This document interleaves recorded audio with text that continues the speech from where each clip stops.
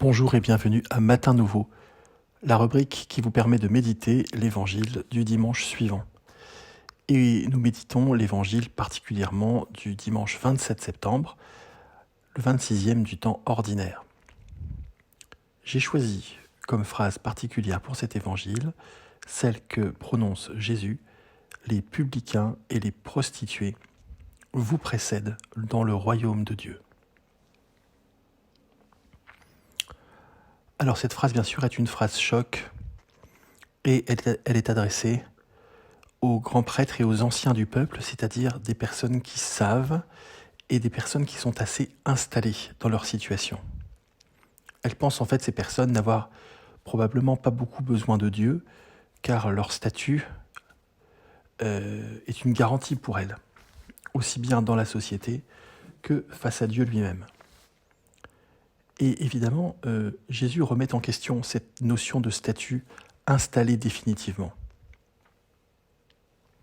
Visiblement pour lui, il ne suffit pas d'être ceci ou cela, mais d'être affamé de Dieu, pour être proche de lui, pour vivre de cette relation.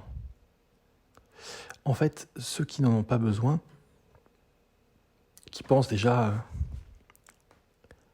être préservés de tout à cause de leur situation, peuvent, et c'est ça qui est tragique, ne jamais vraiment vivre la rencontre, alors que c'est bien Dieu qui sauve. Et certains donc pourraient penser qu'à cause de leur position sociale ou de leur pratique religieuse apparente, sont quittes de la relation.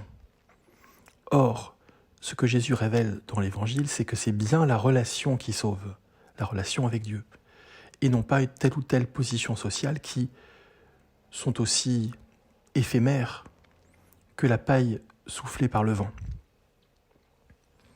Donc personne ne peut jamais se sentir à l'abri. C'est la raison pour laquelle, si personne n'est par nature sauvé d'avance, ce sont peut-être ceux qui se sentent les plus vulnérables, les moins acceptés, les moins aimés, qui ont davantage besoin du soutien de Dieu. Et donc, par un renversement total des perspectives, Jésus répond que oui, ce sont bien eux les plus proches, ceux qui ont le plus faim et soif, alors que peut-être ce sont ceux qu'on juge avec le plus de mépris.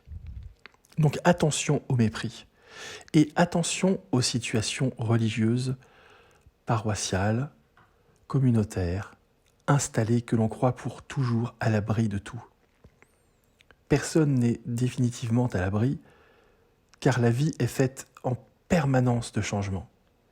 Et Jésus révèle bien le Père comme étant le Dieu de la vie. Le Dieu qui, sans cesse, fait advenir la nouveauté. Et donc, de ce point de vue-là, rien n'est jamais installé, rien n'est jamais figé. Et évidemment, croire en sa situation de supériorité, ça revient un peu à la même chose que ce que dénoncent les prophètes dans l'Ancien Testament. C'est un peu comme croire au statut. Mettre son espoir dans son titre, dans le respect que les autres nous renvoient, dans son statut social, dans sa richesse, dans sa place dans une communauté religieuse. Eh bien, c'est croire que tout cela vaut plus cher que Dieu lui-même. Et donc, c'est placer toute sa confiance, toute sa foi dans des choses inanimées, dans des choses créées. Et c'est le principe même de l'idolâtrie. Et c'est là où Jésus est extrêmement juste et sévère. Attention à ceux qui mettent leur espoir dans des choses humaines, en pensant aux yeux du monde et dans la réalité, être préservés de tout souci d'ordre spirituel. Car en vérité, ce sont peut-être eux qui sont les plus loin de ce qu'est le mystère de Dieu, qui se révèle à ceux qui se font petits parce qu'il les rejoint dans leur petitesse.